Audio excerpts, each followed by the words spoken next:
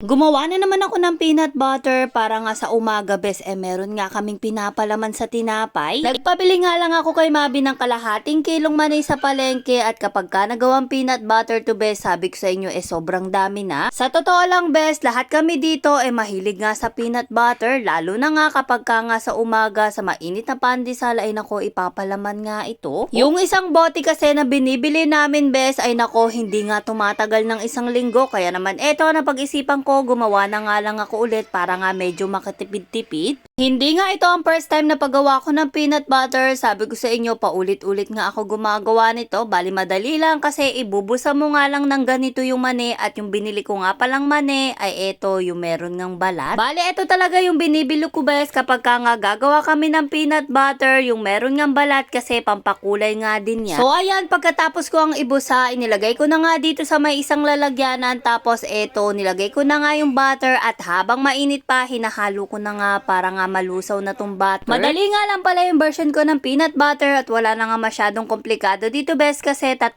ingredients lang naman yung gagamitin ko. Syempre, itong mani at higit sa lahat itong butter. Kung medyo nagtitipid ka nga, bes, kahit naman hindi mo lagyan ng butter kasi optional lang naman to. At dahil nga mainit pa tong mani natin, kaya eto, mabilis nga lang siya malusaw. Bali, hinahalo ko lang at tinatabunan para tuluyan na nga malusaw itong butter natin. Nung medyo nalulusaw na nga yung butter, syempre, eto na nga yung pinakalas na inilagay ko at honey nga pala ginagamit ko dito, bes. 1 cup of honey nga pala nilalagay ko dito, pero optional lang to, bes. Kung gusto nyo ng honey, pwede. Kung ayaw nyo naman, kahit brown sugar lang, pwede nga dito at yun naman talaga ang ginagamit kapag ka nagpi-peanut butter. Pero para sa akin, sabi ko sa inyo, mas masarap nga, bes, kung honey nga yung ilalagay. Tapos, eto, kinuha ko na nga yung blender at syempre, inilagay ko na nga dito para nga maging peanut butter na siya. Bali ako, habang mainit pa nga ito, ibinlender ko na nga para mamaya palalamigin ko na nga lang din, bes. Tapos ayan, unti-unti nga, bes, para mula ilalim hanggang ibabaw mablend siyang tuluyan. Hindi nga pala ako naglagay ng tubig dyan. Bali ang ginagawa ko nga, bes, pag alam kong medyo bumibigat na, hinahalo ko nga siya parang hindi masira tong blender ko. Tapos after ilang minuto, tignan nyo naman, makikita nyo, ay nako, meron na nga tayong homemade peanut butter at sabi ko sa inyo, bes, pag nailipat to sa lalagyanan, sobrang dami na to. Bali ganitong texture nga pala, bes, yung gusto namin. Ayaw namin na masyadong pino, tapos meron nga konting buo-buo para nga, bes, masarap kapag inilagay sa may tinapay. Bali nung ganito na nga ang texture, okay na nga sa amin to. Kaya naman eto, kumuha na nga ako ng lalagyanan para nga maisalin at saka syempre para na di matiktik at tignan ko kung mamantika nga yung aking gawa. O siya, yun na naman, bes, ang gusto ko sa inyo i-share. Pa-like and follow naman dyan. Maraming salamat. Bye-bye!